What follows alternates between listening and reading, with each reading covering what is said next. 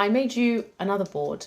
This is the board that I'm hoping is going to light a fire under our arse so that we can get organised and act faster than we usually would.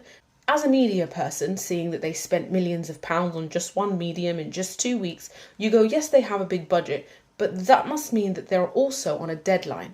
And then if you look at the rate that they've been killing people, you go, I think these people are on a deadline. And if we know anything, it's that nothing has happened by accident. All of the actions that we're seeing have been by design, and they're predicting our behaviour. So we're just going to get stuck in and see what they're predicting based on 3 concepts. The concept of story, the concept of narrative, and how information is spread when a story breaks out. When a story does break out, all journalists know that it kind of goes through this peak of sharing with everyone, and then everyone kind of understands what's happening, and then everyone starts being in the know.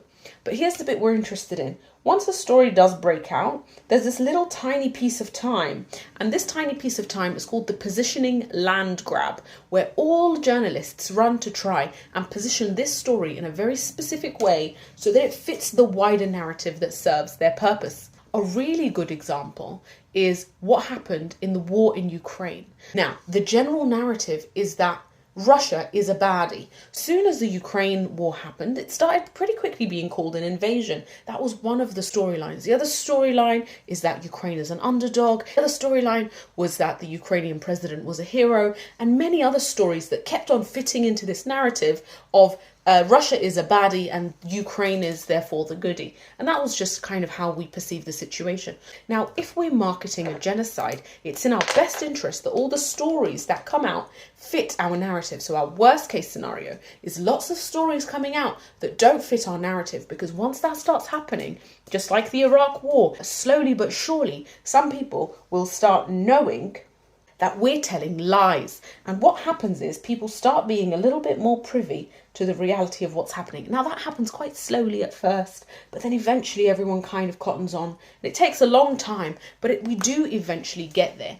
The bit that's scary is not just the people who know, but the people that speak up. And you can imagine that they're obviously less than the people who know, because you have to know to speak up.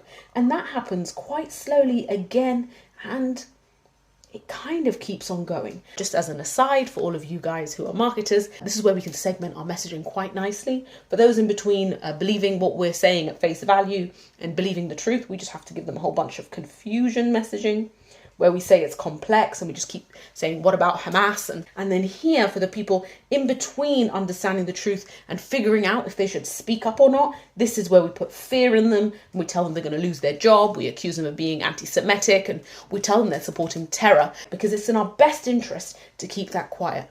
Here's what I'm saying to you. They know these graphs very well. They've predicted these graphs and they've predicted these trajectories, and that's the rate at which they are killing babies, to be honest with you. So that's why you go, oh, that's actually quite an unprecedented rate to kill babies. And it's because we didn't have social media before. So there's a slight haste to kill as many people as possible and commit this genocide and get it over and done with, so that not a lot of people speak up.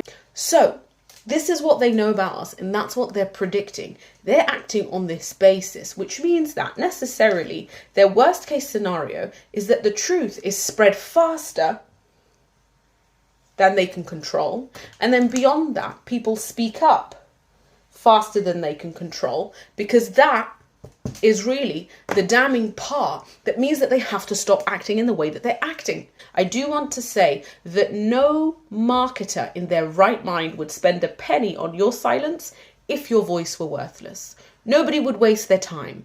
If it meant nothing for you to speak up, you wouldn't have seen a single ad that confused you. You wouldn't have seen a single headline that made you go, maybe there's 2 sides. Nobody would have bothered. They would have let you speak up as much as you want. So necessarily what that means is your voice has value. So this is my plea to get you to speak up and shift the narrative and start using these words. Some of these you've probably already seen on the internet, but I just want to put it here.